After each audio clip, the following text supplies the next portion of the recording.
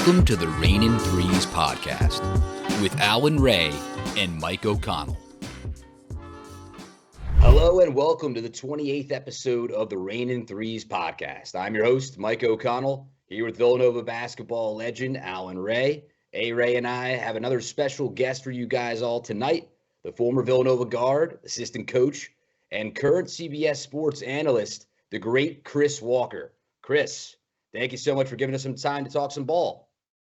Absolutely, man. Thank you guys for having me, man. I saw your list of esteemed guests. I'm trying to figure out why I'm number 28, but we'll get to that in a second, though. That's OC for.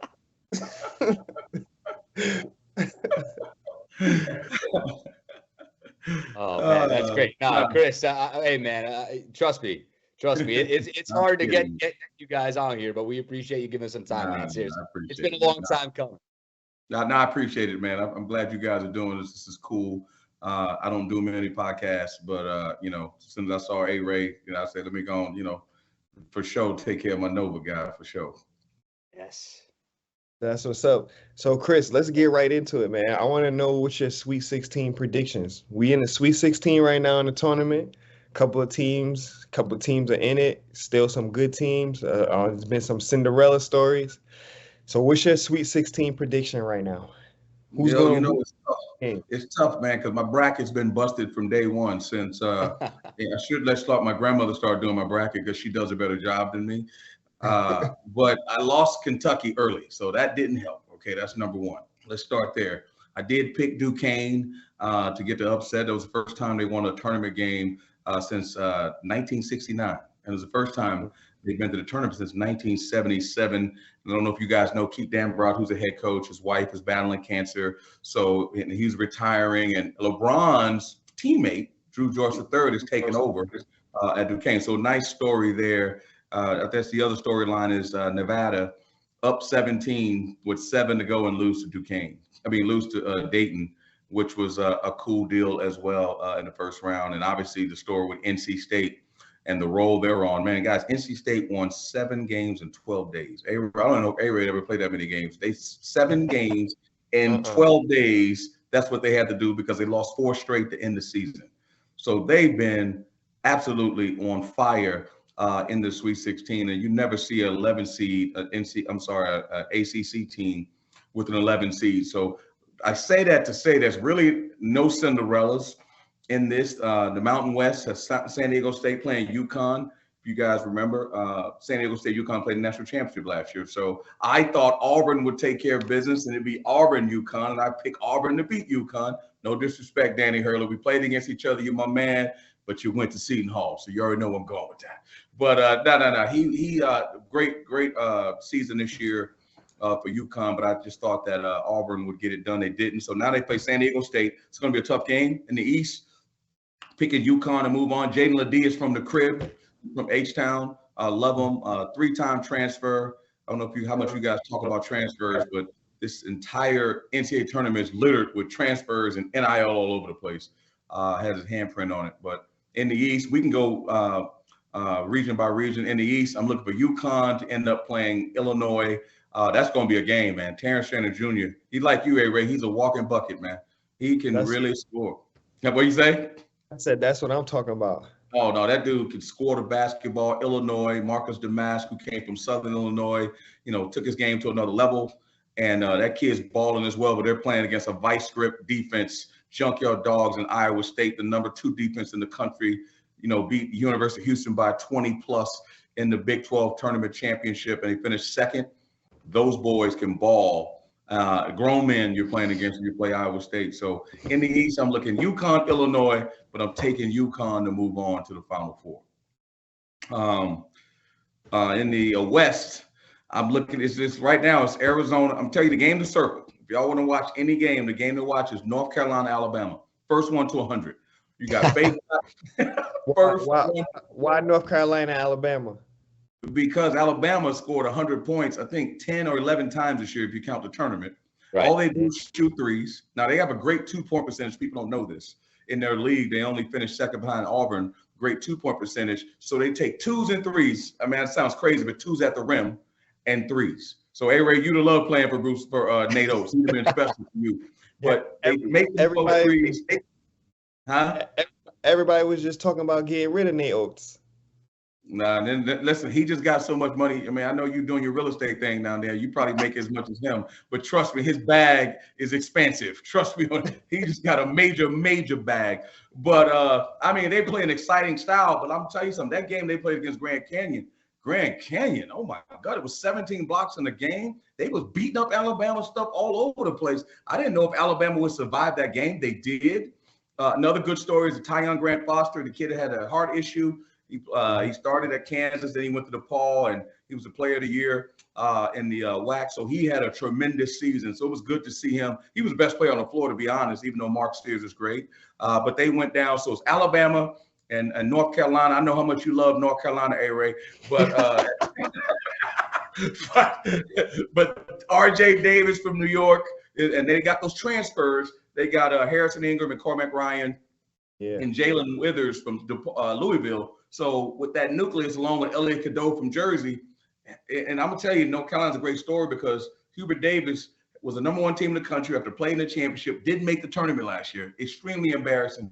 Bring those transfers in from the portal. Coach of the year in the ACC, won't be coach of the year this year, but could have been was a candidate for coach of the year in my mind nationally. But he's done a tremendous job. Shout out to him. But Alabama and those guys is going to be crazy. So that's the game to watch to me. And I picked North Carolina to move on, but I like that game. Now the next one in there is Arizona versus who's Arizona playing? Oh, Clemson. Clemson. Caleb Love. So everybody wants Caleb Love to win so he can play against Arizona. That would be like splitting up Foy and Ray, and then all of a sudden Ray is playing for Kansas, and A-Ray got to go against the Wildcats. You already know he's going to get about 50 if he gets there. You got to get through Clemson first. Right. Clemson's very good, very experienced. Again, they snuck in. I don't want to say they snuck into the tournament, but they've done a tremendous job. Brad Brownell, he threw shade at the Big 12 about getting so many teams in week 9 conference, and then he went and beat up on Baylor. So he backed his word up. P.J. Hall, Chase Hunter, Joe Girard, who played at Syracuse, experienced guards. They got a very good team. Ian Shoplin's another good player. Just a lot of experience. And what's funny? Not a lot of transfers. Just a group that's been together a long time, and they've gotten it done. So from that region, I'm looking for Carolina. So we got UConn in the East, Carolina in the West. Now, the boogeyman is A-Ray's other favorite program of all time, Duke. So now we go. They were scared. Yes, they were scared to play us. Coach K was scared. He was scared. But I'll tell you this. So they got Houston plays Duke. That's going to be a great game. So it's going to be Junkyard Dogs, I don't want to say versus the pretty boys or the preppy boys at Duke. But, University of Houston, man, there's a street called Scott Street. I don't know if you ever listened to Solange Knowles, but she has all these songs about Third Ward. I call them, in Philly, they got the Broad Street Bullies. I call these guys the Scott Street Bullies. I mean, these dudes are absolutely put a hard hat on. They got the lunch pail and they hit you in the mouth. That's how they play, period. Jamal Shedd is an absolute, just a machine. And it's funny, they lost Marcus Sasser. So it would be like A-Ray and Foy. That was the 1-2 punch. Foy leaves and only A-Ray remains, and then that dude was the All-American the way you guys were. This kid, they lose Sasser, first team All-American, Shedd by himself, lose Tremont Mark, bring in LJ Cryer, and then freaking Shedd's an All-American. Houston is unbelievable, man. And I'm going to tell you something. I used to go to their games. I used to do their games on CBS about 6 years ago. Only the 4 of us were in the gym. And add Nick, and we'll throw him in there too. So what I'm saying is Coach Sampson's built this program, and he's the elder statesman of college basketball right now. So I love Coach Sampson and the job he's done. So there is no way I'm taking Duke to move on past those grown men. It's like when you play your uncle at the park. That's what it's going to be like when Duke goes and plays the University of Houston, and they're playing in Dallas. Below that, Marquette versus NC State. Shaka, my guy. I'm taking the NC State all the way. I thought the Big East got shammed. Yeah, the Big East got shammed in the NCAA tournament as far as, Seton Hall not making it, St. John's not making it. And if Villanova would have kind of took care of business, I had them on the outside looking in because I thought they could have won games in the tournament. So Marquette with Tyler Kolek, I don't know what you guys think, but Tyler Kolek, to me, do you realize that Tyler Kolek was the first player in Big East history? in a tournament game to get 20, 10, and 5. 20 points, 10 assists, and 5 rebounds. And think about all the players like yourself, Allen Iverson, Kerry Kittles, you name them, Sherman Douglas. You can name all the guys, Ray Allen. Nobody's ever done that. Khalid Al-Amin, Tyler, you know what I mean? Like the players that have come through that league, no one has ever done with Tyler Kohler. He led the country in assists. He's absolutely phenomenal. So it's going to be Marquette, U of H. I'm taking University of Houston to get to the Final Four. And then the Midwest, which is the most intriguing, is Purdue. Everybody's looking for Purdue. I usually call them Purdon't because they don't ever take care of business, okay? They don't ever take care of business. But they've lost to 3 double-digit seeds the last 3 years. This is their year. I think they get past Gonzaga, and Gonzaga post Drew Timme, which I never thought they'd be in this position. But Ryan Nembhard is the only guard I've ever seen to beat both the UKs, University of Kansas, University of Kentucky. Hey, Ray, get this. He has not made a 3, and he's only made 2 shots in both those games, and he's the lead guard and beat both those teams this year. He had 12 assists in one game, 9 assists in the other. He was a tactician on the pick and roll, but that will end this weekend, and Purdue will get past them, right, to the Elite Eight, and Matt Painter will be able to go back to West Lafayette to his favorite Starbucks. They won't shun him and not let him in. So we'll be able to go back. And then the last game of that is Tennessee versus Creighton. Creighton, big time. I love them. They score a lot. Ryan Kalkbrenner, 3-time defensive player of the year. Shireman is a walking bucket, best rebounding guard probably in the country. Trey Alexander, great guard. Stephen Ashworth, they brought him in, tremendous. They are a very, very, very good team. Unfortunately, I love the story of Dalton Connect. Dalton Connect played junior college 2 years, Northern Colorado 2 years, and this dude transferred to Tennessee as the SEC Player of the Year, and they win the SEC. How crazy is that? So only because I want some Big East teams. I'm a Big East guy. Creighton and Marquette. Creighton, I would love for them to win it. They had a chance last year with that foul against San Diego State on Trammell and sent Trammell sent San Diego State to the Final Four. Right. I picked Tennessee to go to the Final Four. So I got to stick with my team. I'm taking Tennessee to beat Purdue to get to the Final Four. So it's Houston, Tennessee, Carolina, and UConn. And my champion is going to be Carolina versus Tennessee. Wow. Okay. Carolina, Tennessee, and I'm picking Rocky Top to win the national championship. Rick Barnes, Tennessee, Rick Barnes. First national championship. Yeah. Hey, listen, they gonna hate on me, but that's all right though. It's all good. They gonna go as far as Ziegler take them. I like Ziegler. Ziegler, East Coast kid, Jersey kid, right? Mm-hmm. And he's a really good player, man. I remember G played for Jim Salmon and the players. I don't know if they call them players anymore, but he's a very good guard, man. He's got a lot of mileage out of his game, and he's very good for them. And you're right about that. Him, Vescovy, Jones, because sometimes here's the other thing, and you can speak to this, A-Ray. Dalton Connect played at JUCO, so a lot of people didn't think he was good or whatever. Then he went to Northern Colorado, so a lot of people watched him. And now he's been struggling. He struggled in the last game of the SEC. They lost against Mississippi State. He's kind of struggled in the NCAA tournament. Could the moment be too big for him? Because he's never been in these moments in his life. You played 1,000 Big East games, so it was nothing for you to play in any game. But for this kid, that's a lot of pressure, right? It is. It definitely is. And like a lot of kids, they got to understand, like you got to be in the moment. You can't be worrying about what's going on in the stands. You can't be worried about like what your family's got tickets and, oh, you got NBA scouts here watching you. I need to do this. I need to play this way. Like you just got to be locked in the moment. I'm on the court right now. I'm playing against Tennessee. I'm guarding Ziegler. This is my matchup. Like that's what you need to be focused on. So I see a lot of guys like, they get to the big moment and like they really can't perform. I just feel like they be thinking too much and like trying to do too much. Yeah, no doubt.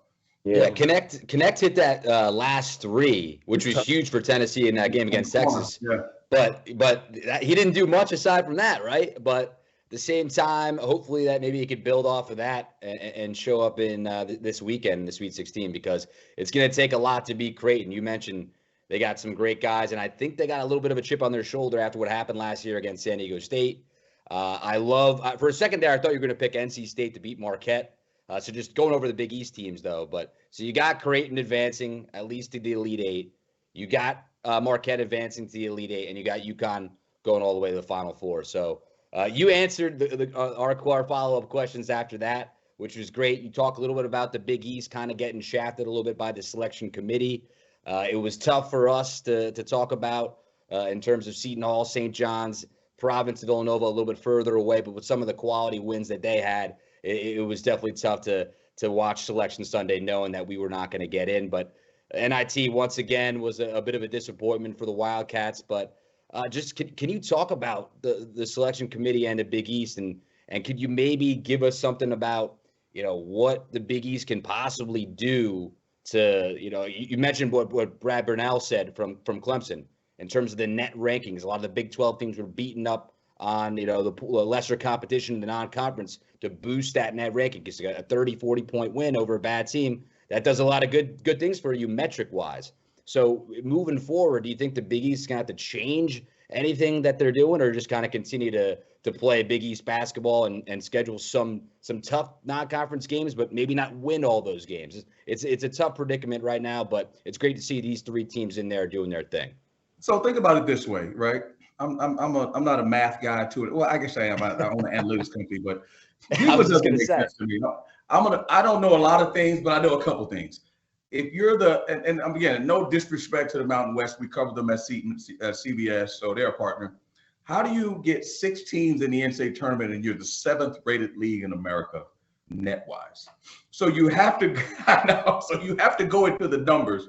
The WCC conference, love Gonzaga, again, Mark Few, consecutive 16 Sweet 16s more than anybody other than Duke. It's been, I forget the number of how many consecutive Sweet 16s. It's phenomenal what he's done. Forget about the league. And then you take St. Mary's, who won the league and won the tournament championship. I want to say the 11th or 12th best league, they got 2 5 seeds. Think about that. 11th or 12th best league. They had 5 teams in their league that were quad 4 games every time they played them. That means they played 10 quad 4 games in their league. Juxtapose that with Seton Hall, who probably played 12 quad 1 games just in their league. So how do you say a team that won 13 Big East games in a league that has the #1 overall seed and the defending national champion, along with Marquette and Creighton, who they beat, you know what I'm saying? Actually, they beat UConn and they beat Marquette, that they don't belong in the tournament. So the problem, guys, is what's going on with the tournament, the net, they're all over the place in my mind. They can sit with me. I fight with John Rothstein. I fight with Seth Davis. I fight with Jerry Palm. And I say, guys, it makes sense to me. I'm not saying you're wrong, but make it make sense that they can have a 19 net and not have beaten anybody in the country that's going to be playing in the tournament, any ranked team or anybody that's any good. But yet, if you put that team in the Big East, we would never be talking about them right now. So don't tell me, well, it's different. Why are blowouts a part of it? Where's the sportsmanship of college basketball where you got to schedule guys to blow them out? So you can't put walk-offs in the game. There could be no sportsmanship. Guys are literally scheduling people they can beat the crap out of. That's ridiculous. And then the net numbers, why do you even use them if they don't matter? Well, it doesn't really matter. Then why do we use them then? So my thing is, I have a lot of axe to grind against, again, no disrespect to Utah State. Danny Sprinkle, great job. Danny Sprinkle took the job, 0 points return. 0 points return, and then he went and won the league. So you're telling me a guy that took over a job with 0 points return, won the league, that's a great league? Right, yeah. And every quad 1 game they played was in their league. Mm-hmm. So they manipulated the numbers, great job. But there's no doubt in my mind, if Villanova played in that tournament, they could easily get to the Sweet 16. You know what I'm saying? It's just a matter of getting in. And that's part of it. Getting in is part of it. You got to do your work to get in. But, as far, and again, when I ask the questions, oh, it was hard, it was this. Okay, well, why is Virginia in? Explain that to me. But now you got the ACC saying, oh, look, we're undefeated. Well, that really doesn't mean Virginia should have been in. Not in front of Seton Hall, not in front of St. John's, in my mind. So, again, we can fight all day long. The tournament's great. And I will say this about the tournament that ended up working out fine. And I know TV loves this. Not that we shouldn't have any stories like Jack Golke, because we did, or Ryan Langborg making the threes with Northwestern, having a great game, or the kid at Duquesne. That's all those are great stories. But we want to see those Power Fives. We want to see the Power Six. We want to see those matchups, right? Kind of like on the women's side, we want to see those matchups. Those matchups they want to see, like LSU and Iowa, Caitlin Clark and Angel Reese in South Carolina. Right. We won't see that, So we don't want that, we don't want that to get disrupted. We kind of are on the line right now to get Carolina, Arizona, to get Terrence Shannon Jr. versus you. Like, we got those games that we want. So again, I'm tired of beating down the committee. At the end of the day, the Big East, absolutely. How do you tell me think about this, the Big East, because they were like, oh, but they played DePaul and Georgetown. I'm like, okay, but you guys play Pepperdine, you play San Diego, you play Pacific. You know what I mean? I don't want to rail on it. You play Loyola. All these teams I'm like, dude, St. Mary's is beating the hell out of these teams.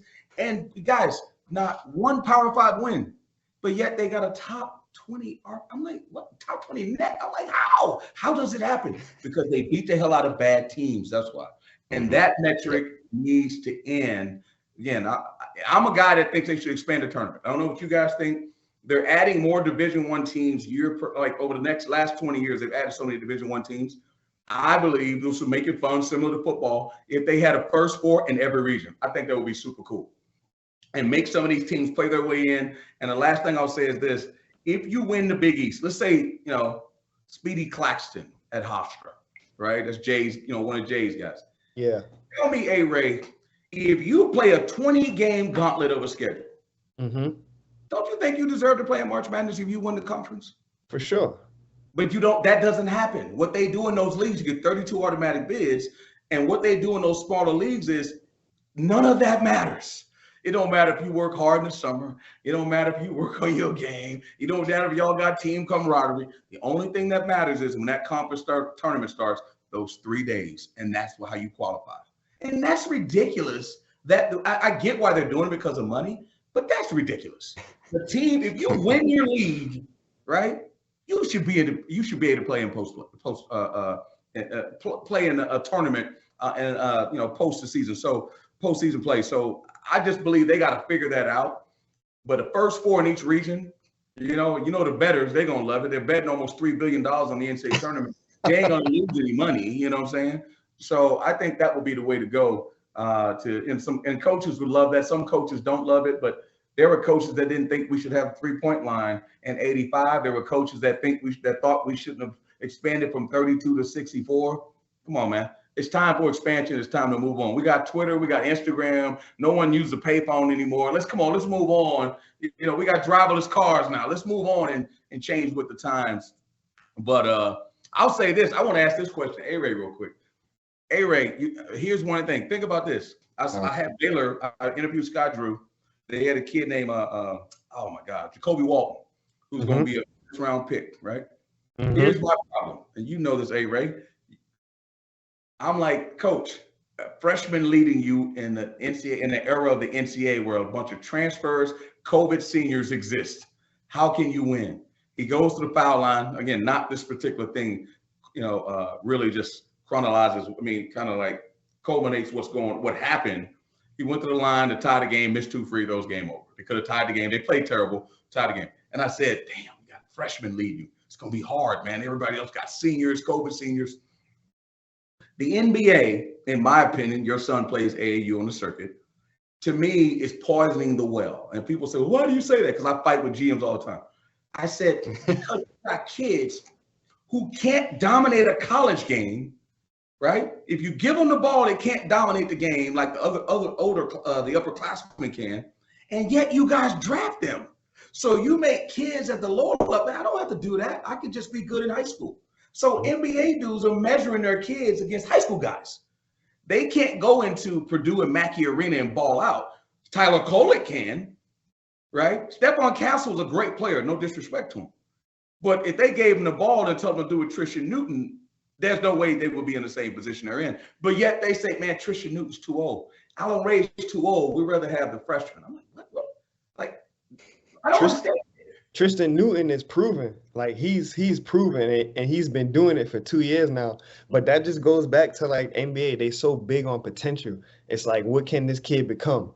We're going to draft him. Let's see what he becomes. Oh, he's too old. His ceiling's not. He just reached his whole ceiling. He's reached his potential. Like, this is all we're going to get out of this guy.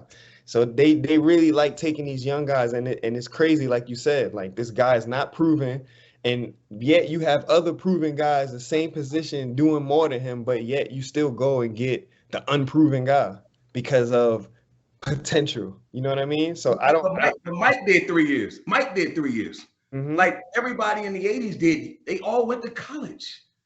Yeah. I don't get where this new era of we don't, those guys are too old now. Well, Pat Ewing was too old. Elijah Moore was too old. Drexler was too old. Explain it to me. I don't get it.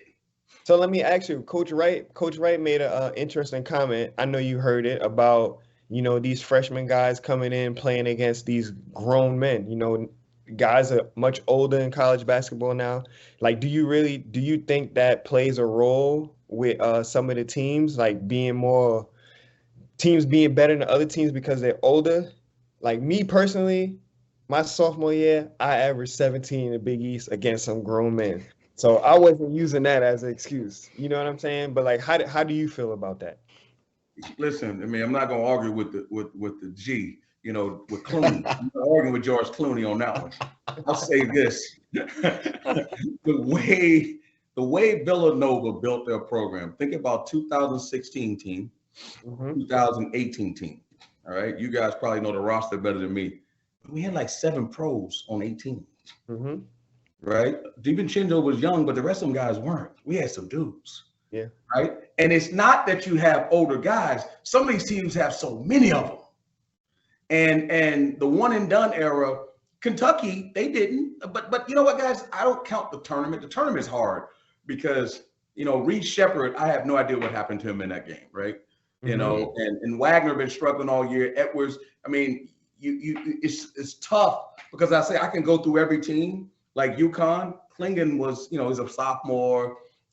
Cam Spencer is an older kid. Trisha Newton's an older kid, but Stephon Castle's a sophomore. A freshman. Solomon Ball's a freshman. They got a great mixture. Duke, all young dudes. Nope, only got one guy at the portal from Northwestern, doesn't play as much, but all freshmen and sophomore, Filipowski, Ryan McCain, and Proctor, those guys are freshmen. Now they got Roach. They do have one guy. Houston, older guys. Purdue, the freshman, Fletcher Lawyer, Braden Smith, younger guys, Lance Jones, older. They got a great mixture. I don't think it's any different. I just think I really believe COVID, along with the transfer rules where you don't have to sit out, along with NIL, all those 3 things happening at one time, flip college basketball on its head very quickly, right? And I think it's going to level itself out. And, guys, next year is the last year of the COVID kids. So next year is the last year, so those guys are going to drop off, and I think they're going to have to go back to high school kids because here's what's happening now: they never recruited Division II players. Jack Kolke, the kid from Oakland, he was a Division II player. Dalton Connect was a high school player, right? Baylor Shireman, he started at South Dakota State. You know what I mean? Like, they're pulling that never. You guys would never, when you played, hey, let's go get the best player from Drexel. You're like, man, we killed him, dude. How are you gonna get him? What's wrong? That would never happen. Hey, let's go get the best dude at Penn. You wouldn't do that. Yeah. You know what I'm saying? And so it's just, I think it's gonna level. Right now, I think Coach is right. But Duke, I'd rather have 5-star freshmen, right? And again, look at Alabama. I'll tell you the school right now. When you're watching these guys, because it's important to have that conversation. Arizona, Caleb Love, you know where he started? North Carolina, transfer. Ugo Barlow, you know where he started? Gonzaga, transfer. Pella Larson, you know where he started? Utah. Kashard Johnson started at San Diego State. Jaden Bradley started at Alabama. His 5 of his top 6 are transfers. That's crazy. So it's hard. Coach is right, but at the end of the day, it's gonna go away. Yeah. It's gonna go away, In time. You really dropping gems right now, Chris. I ain't gonna lie to you. Hey, listen, it's going on, but we need, look at Carolina, man. You just mentioned Baycott. This is like his 6th year, man. RJ Davis, he's been around a long time.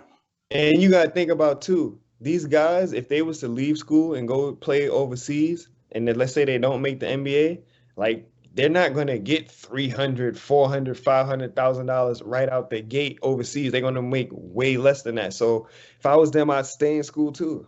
I would No stay in doubt. school. And you know what? Villanova made a living because, again, it was Villanova was the one school, and Jay did a magnificent job, shall I say, of getting guys to wait. You know, Arch, Oshefu, and I mean, Spellman was the only one that left. You right? You got Josh Hart. You got Bridge, yeah, Mikhail. You got, I guess what year did the kid? Oh man, what's his name? Went to Detroit, now he's at Atlanta. Sadiq Bey. How Sadiq came out with junior year or sophomore year? He had 2 years at Nova, so after his sophomore. Yeah, so again, it paved the way for guys to start going out earlier. But the guys that really paved the way, DiVincenzo, I think, came out the sophomore year because he had that big time game at Michigan. It just all, and obviously the GOAT of everybody, the winningest player in the Big East history is Jalen Brunson, who was College Player of the Year. I mean, think about it. He stayed for it. Like, it's not an inexact science, but I'm telling you, Jay was the one that really wrote the blueprint for being older, having older guys and more experience, and then they end up getting NBA careers, which changed the game. Because as you said, Ray, you too old, you old. Well, all them dudes playing in the league. Colin Gillespie is another one. Them dudes are all in the league. So it doesn't. The other thing that helps is that you're old and you're successful. You see what I'm saying? So now that they want that winning gene, because, hey, Ray, you think about this. If you make the league right now, let's say you go play for the Lakers, right? Mm-hmm. And I don't care if you're the first pick. Who are you playing in front of? You go play for the Bucks or the Clippers. Who are you playing in front of? Harden, Westbrook, Paul George? Who are you playing in front of? So guess what they want? They want good dudes. They want guys that are going to work hard, respect the game, but be a good guy. You know what I'm saying? And they can move you. Somebody that they can integrate right into the program or the team. Yeah, you got to be able to integrate because like you said, like when I went to the Celtics, like I'm a scorer at Villanova, but I go to the Celtics, like you got Paul Pierce there who's averaging 30, 35 points a game. Like Doc don't need me to score. Doc need me to lock up or guard Paul Pierce, man, when he tired. You know what I'm saying? Like I got to do the little things. I got to do the little things that's going to help us win as opposed to coming out and trying to score. Like we got a bunch of guys that could do that already. And I think that's one thing with Villanova. Coach Wright, he taught us how to play. He teaches guys how to play with other good guys. So this transition to the NBA is easy for a lot of these guys. And Mikal Bridges surprised the hell out of me because at Villanova, he was straight like a 3-and-D guy. Locking up, rebounding, was scoring sometimes, hit open shots. But then he get to the league, you see him with the Suns. He kind of was playing the same role that he was in Nova. And then you see him go to the Brooklyn Nets, and now he's scoring. Like, he's a whole different player. And I just feel like that's accredited to Coach Wright and the Villanova staff of development and what they do with the mental toughness and everything like that. It's just great to see all these guys doing their thing right now. And I'll tell you this last point, but if you guys want to ask me a couple more things, is that the other thing that's helpful is, as I mentioned before, you said I gotta play defense and stuff. You know what else they need you to do? They need your butt to practice. They need guys out there to do a scouting report. Like, people don't think about that stuff. There's dudes out there making millions of dollars and they never gonna play. But I remember this one guy, he worked for the Celtics, and he used to tell me, you'll never believe, and I won't even tell you the players' names.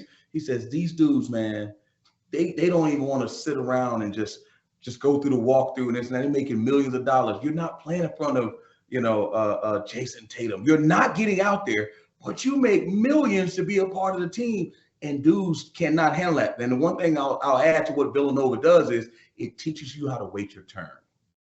That's what it does. It teaches you patience and develop your game in the lab. And then when your number is called, you're ready to perform. Yeah, Chris, a lot of those guys, Mikal, Dante, Eric Paschall, when he came over from Fordham, they sat out for a year. They elected to redshirt, sit out for an entire year, not getting any game action. You're just working your rear end off in practice and trying to get the other guys better who are playing. So like you said, it speaks to that patience to be able to wait your turn And I think that's a beautiful part of the culture that Jay Wright built at Villanova. And now with what's going on, I like the point you said. It's you're gonna kind of get back to that a little bit because all the COVID guys are gonna move on out after this year, and it's all gonna level out.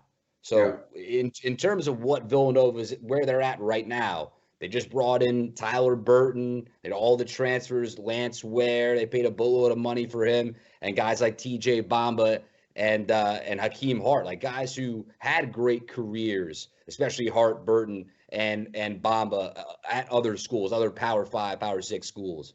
And what do they do? They played pretty well, right? They did a lot of great things on the court, but it just wasn't enough to kind of get over the hump. And you can't, I'm not pointing the finger at just these guys, but it was a swing that Villanova took, in the offseason. We're going to go big or go home. Spent a lot of money, a lot of NIL money on these guys, brought in some highly touted transfers. Like some of these guys were listed at the top of the list in terms of transfers, getting looks from other schools as well. You bring these 4 dudes in, and hey, it worked to a certain degree. Like when we beat Carolina back in November at the Battle for Atlantis, we all were singing Kumbaya around the campfire, thinking that we had another real contender of a team this season. It didn't turn out that way. So right now, going to this offseason for the Wildcats, say you were back on the staff as you were back in 2009 to 2011. What are you thinking is the plan of action for these guys? They go out because they have a pretty decent recruiting class coming in, but is that enough in terms of, all right, are we going to look back at the portal? Are we going to try to get Eric Dixon to come back? What are your thoughts on the current, I guess, plan of action for these Wildcats? Well, I was there when Scotty Reynolds was there, so if they can find one of those, that'd be great. That's number one. Fish and Corey Fish. You know what, man? Here's the thing. And Kyle's a very good friend of mine, and we actually worked together on that staff. When Jay was there, when I was there with Jay, and I'm so happy for him. And listen, in this era of college basketball, you got to have the patience of Job to deal with what all these coaches are dealing with. I can't, and I'm not even I'm on tease A-Ray here. I can't even imagine if A-Ray was right now and could make $500,000 in NIL, what he'd be like. He can sit over and be all cool and stuff. A-Ray would be in that portal so damn quick, he'd be like Star Trek. Beam me up, Scotty. And I'm just saying, trying to get his money right? You got to get his money right. After we lost to St. Joe's my sophomore year, I was really contemplating transferring, and you had to sit out a year back then, so that kind of deterred me away from that. Yeah, but now forget about sitting out. It's $500,000 now. Mm-hmm. It's $600,000 now if you got numbers. So what they're dealing with, and you can bring transfers in, and that's why I mentioned in reference Hubert Davis. Who would think that after they had not a losing season, but after they didn't go to the tournament, you bring in Cormac Ryan from Notre Dame. They didn't go to the tournament. Jalen Withers from Louisville. They were terrible. And Harrison Ingram from Stanford. They didn't go to the tournament. You put those 3 guys in, and look what happened. So now it's not an exact science. So again, not to make excuses for anybody. I'm not going to make excuses for Kyle. I don't make excuses for any coach. You know what I'm saying? Because at the end of the day, as I say, Kyle Smith at Washington State, where Bamba came from, he lost his 4 top scorers and finished second in the Pac-12. Mm-hmm. Danny Sprinkle had 0 points returning when he took over the job at Utah State and won the league that had 6 teams going against the tournament. So I'm not doing that. I'm not going to, give guys, because they get paid to do a job just like we get paid to do what we do. So their job is to, figure it out. Mm-hmm. So with Nova, to me, I think here's what I would say. And then the way I'm looking at the tea leaves, Creighton loses everybody. Marquette, nucleus gone. Cam Jones may go, who knows? But, Tyler Kolek and Iguodaro, they lose a lot. They got some guys coming back, just pieces. Butler may be good. St. John's, who knows they're going to have, but, they got Rick Pitino, so they're going to be good. Seton Hall, he'll figure it out. They'll get some guys in there, and they'll be rough and tough and all that stuff. But I see a real opportunity if they can keep the nucleus, Armstrong, Bamba, Brandon Hazen, Lance Ware is pedestrian at best, but, he can get better. And then Eric, you got a nucleus. You got to try to build around him. You know, you got to try to build and find some pieces that fit. Again, I don't critique guys' coaching. I just critique the result. We all know that Villanova, the expectation is through the roof. Period. That's just what it is. And who wants to rise to low expectations? Cal Neptune himself don't want that to be the result that's happening. Trust me, he's trying to change what's going on, and nobody can, you know, if we told A-Ray, as nice as A-Ray is, if we told A-Ray, hey, A-Ray, you get drafted by the Celtics, we're going to get rid of Paul Pierce, we need you to get that same 30 and win your rookie year, that would be tough. That's what we just did to my man, you know, to follow. So the fans can be upset, but you got to grow with a new coach who's in a new environment. You know, it's just hard. So without defending him, what I'm saying is there's a nucleus there. Build with some guys around them, right? Again, it's finding the right guys. That's what you know what? Instead of a recruiter now, guys, you're like a GM now. You got to find the right guys. They got the resources. That's not the issue, right? They got the resources. But guess what? How many businesses have we seen go under when they spend the resources the wrong way? That's what it comes down to. We got to find the right guys that fit the style and figure it out, whether that's Villanova basketball, whether that's run and gun. You know, I've said to those guys, man, I sure wish y'all play a little faster. You know what I'm saying? Because you know what I mean? Because less possessions means, guess what? You're in a phone booth every game. You got to stop every possession like it's soccer. You know, so again, like I said before, I look at Michigan State. I said, man, or I look at Virginia. I would say the same thing to Tony Bennett. Man, you need to play a little faster, man, or get some better. They're now looking at maybe we should change the way we play. Yeah, we stop people from scoring, but kids don't want to play that way. And it hasn't worked in 4 of the last 5 NCAA tournaments. They got beat in the first round. I don't know if people know that. They won the championship, you know, but 4 of the last 5 times they've been to the tournament, they lost in the first round.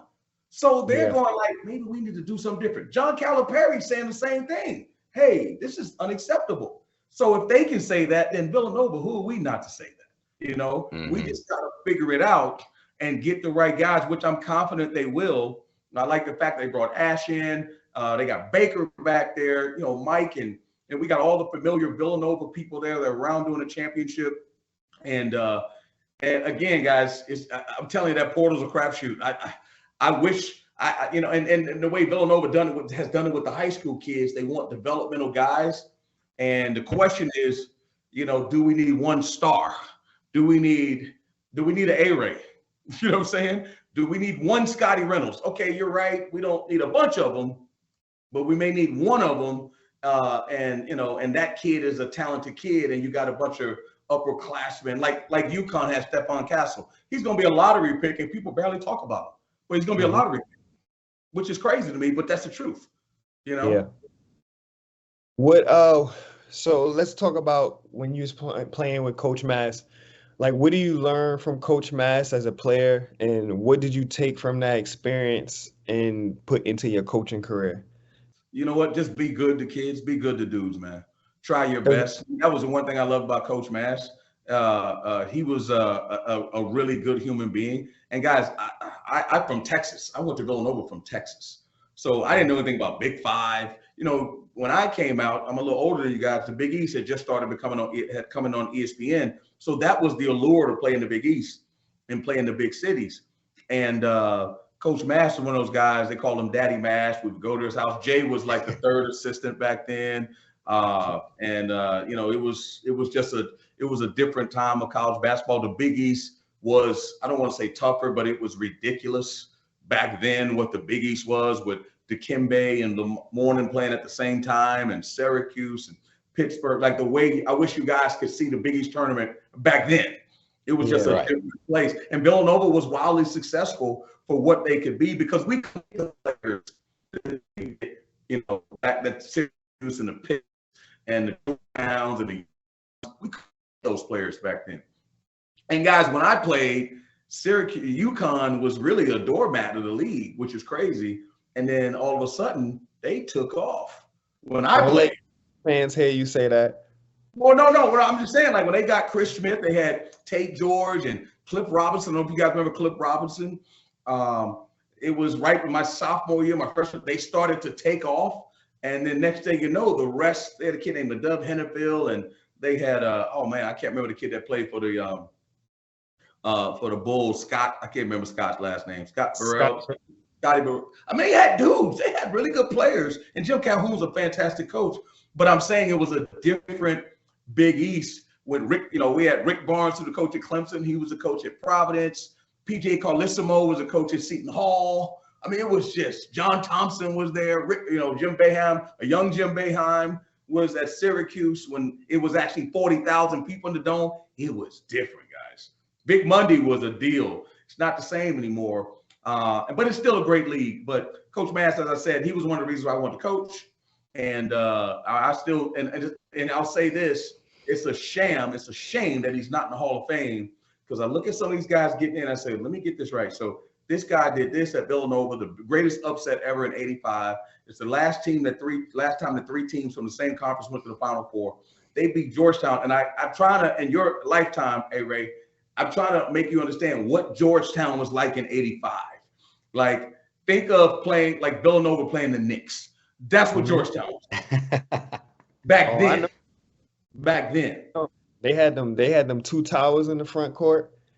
Yeah, Patrick Ewing back there, bro. Like, the Patrick Ewing that played for the Knicks is not the Patrick Ewing that played for Georgetown. You know, he was like Shaq and somebody else at the same time when he was in college, and they beat those guys before the three-point line too, by the way. So Coach Mass, again, taught me a lot of things similar to when we worked with Jay and you guys. Some of those same tenets were passed on to Jay. And, you know, which is why the Villanova family, you know, keeping guys tight, you know, having summer jam and all that stuff, you know, the family atmosphere.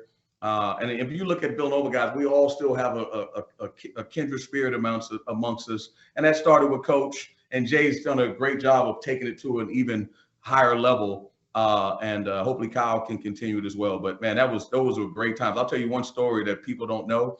Some people don't know, but we used to get beat up by Seton Hall all the time, right? They used to play in the Meadowlands, and Villanova, Seton Hall, fighting. And that's when Seton Hall was like really, really good. So I'm at the free throw line, hey, Ray, we can't beat them. It's ESPN, and we hadn't beaten these guys in a clip. You know James Bryson, my boy, JB. So I get a three to put it in the OT. I get a three to win it. I miss, and JB tips it in, and we go to OT.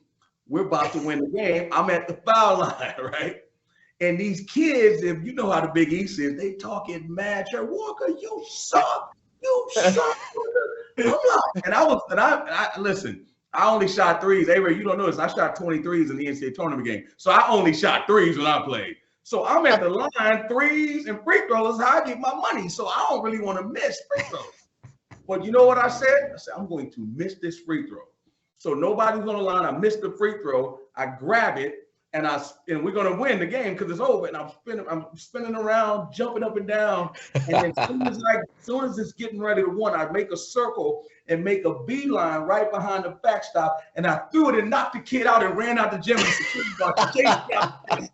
So I'm telling this story to tell a story about Coach Mass. So the kid wants to press charges, right?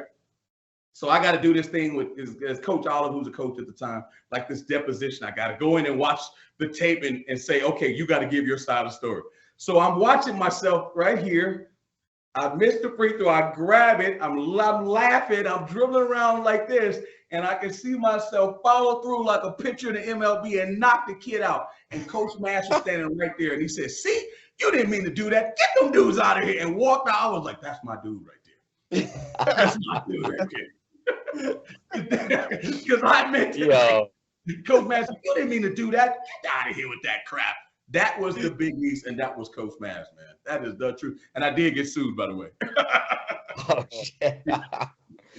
Well, so you could put those games on ESPN. Dickie V would be like, "Oh, Father Walker." Oh. Hey, listen. Back then, if Dickie V had your game, I mean, it's just different. There's so much TV. Back then, it wasn't much TV. So you would play Syracuse on Saturday in the Dome and Georgetown on Big Monday. It was just, see, we played in the Spectrum back then, Ray. They didn't have Wells Fargo. with Barkley and all those guys. It was just different, man. It was a different deal. It was a great time. But But obviously Jay took it to, stratospheric levels of what he was doing. And I fight with people all the time. Obviously things aren't like the way they were a couple of years ago, but Villanova was, I'm talking about blue blood, bro. Like Jay had it blue blood central, where everybody in the country was trying to play like Villanova, and he got that type of respect where, dude, to win a national championship, to win it, 2 and 3 years, right? 16, 18, and going to go back to the Final Four again 3 times in 6 years. Seriously, we're talking about probably nobody other than maybe Coach K and Tom Izzo did what he did. That's how crazy that success is. And to your point, where we're talking about what does Villanova need to do, ain't nobody doing that. Yeah. Villanova fans, calm the hell down. Ain't nobody doing that. You can hire whoever the hell you want. They ain't doing that. Right? You lost Jesus, okay? So you lost Jesus. So give the mere mortal a chance to build it his way and his vision, and it'll all work out. You know what I'm saying? The way it's supposed to work out. But expecting him to do what Jesus did, who turned water into wine and fed, come on, man. What are we talking about? It's not fair. It's just ridiculous, Ridiculous. I love that. OC. Absolutely. That was awesome, Chris. You're the best, man. Last question, and this is my dad, big fan of yours. He went to Villanova. He graduated in 93, so he's a year younger than you. Yeah. He and his friends, he was like, man, Chris Walker, Father Walker, baby. He was like the, our version of Colin Gillespie. You were the man back then. So we, appreciate you coming on the show. My dad says what up, but he wanted me to ask you, one, Raleigh Massimino had never lost a first-round game in the NCAA tournament. The only time it was against Shaquille O'Neal and the LSU Tigers. You scored 20 points that game, but can you bring us back to that point in time where you're like, oh, man, we got to deal with Shaq, LSU, because you guys were a 12 seed, and you got to play, just bring us back to that point, because you got 20 in that game. Listen, I was just teasing A-Ray about that. That's my record that Jack Golke tied because Jeff Fryer, who played for LMU back in the day when they had like the system with Bo Kimball and Hank Gathers, rest in peace, they would shoot threes 2 at a time back then. It was unheard of. Like it was like the green light was what we did back then, right? And what is done now with Steph Curry taking all those threes. I did that in 91, like 90. Like that's insane. I took 20 threes in that game. That's why I started off 0 for 10 in the first half. 0 for 10, bro. And then I went 6 for 10 in the second half because I don't want to see people were afraid. I don't want my teammates to say anything, but they had Shaq and Stanley Morgan in the middle. They were humongous. And, Raul Mahmoud, Chris Jackson, that's who the guard was. They were fantastic. And if we had won, we'd have played against Brian Oliver, Dennis Scott, and Kenny Anderson, right? So in the second round. The reason why I scored 20 is because I was jacking those threes because, and you know what? We had a little comeback at the end. And here's the funny part. The next year we played them in the Hall of Fame Classic and dusted them in Springfield. Yes. But Shaq back then was lean and skinny. And I'm telling you, he was like Patrick Ewing, where you could not, Tom Grice scored, maybe 1,500 points at Villanova. Could not, and if he sees this, he'll probably be mad at me, but he does comedy now, so he should laugh. He could not get a shot off and did not want to shoot it. That's how crazy it was. That dude was scary, Shaq was. Yeah, and then you got the lean young Shaq. I remember I played against him when he was with the Heat. Big dude, but he wasn't as He was Shake Shack then. Diesel. He called it Shaq. No, man, I appreciate you. Yeah, that was a different time. Listen, that was the first time that we lost. You know what? That was the first time because the other time we lost, we played Princeton in the second round. Actually, played Carolina in the second round. So we did. So it's no Hubert Davis. Yeah. Hubert Davis. Yeah. Dang, you got your dad. You were right, Hubert Davis. They had, King Rice. They had some dudes. Scott to play for the Bulls. Scott something. I forget his name. They were pretty good, man. So yeah, man, great memories. Villanova. We're gonna get this thing moving again, hey Ray. We're gonna get this thing moving. And everybody got to keep their V's up, man. But I appreciate you guys having me on to talk about a couple of memories. I usually don't have to go in my bag and remember sometimes, but it was fun though, for sure. Hey, definitely. Chris, we really appreciate you, man. For sure, man. Y'all be good, man. Anytime you want me on, don't let me be number 79th or number 127th, man. I was already 28th. You know, move me up the totem pole a little bit, man. Yeah. Yes, sir. For sure, man. Yes, sir. For your pops, I said, what's up, man? Absolutely, will do. Hey, appreciate you, Chris. You can find Chris Walker at C Walker Sports on Twitter and Instagram. Hey, man, that was just a legendary conversation. We can't wait to do it again. Really appreciate your time. Sure. And we'll most definitely get you back on Raynin Threes. Thank you so much, Chris. And enjoy this weekend. A lot of fun Sweet 16 Elite 8 games. And happy Easter to you and your family, man. So thank you. Check me out on CBS. I'll be there every day on CBS Sports Network. And also be there in the Final Four. We go to Phoenix. Any coverage that we have, one of the hosts of the shows. And A-Ray, I'll see you on the Adidas circuit, man. For sure. Yes, sir. And I'm definitely hit you up and appreciate you coming on the show. You dropped a whole bunch of gems, especially when you're talking about NIL and we're talking about the current state of college basketball. I think a lot of people need to hear that. You gave a different perspective from what you usually hear. So definitely appreciate you coming on here and dropping them gems for us. For sure, man. I'll holler at y'all, man. Y'all be good. Peace out. All right. Thank you, Chris. Have a good night, man. All right, guys.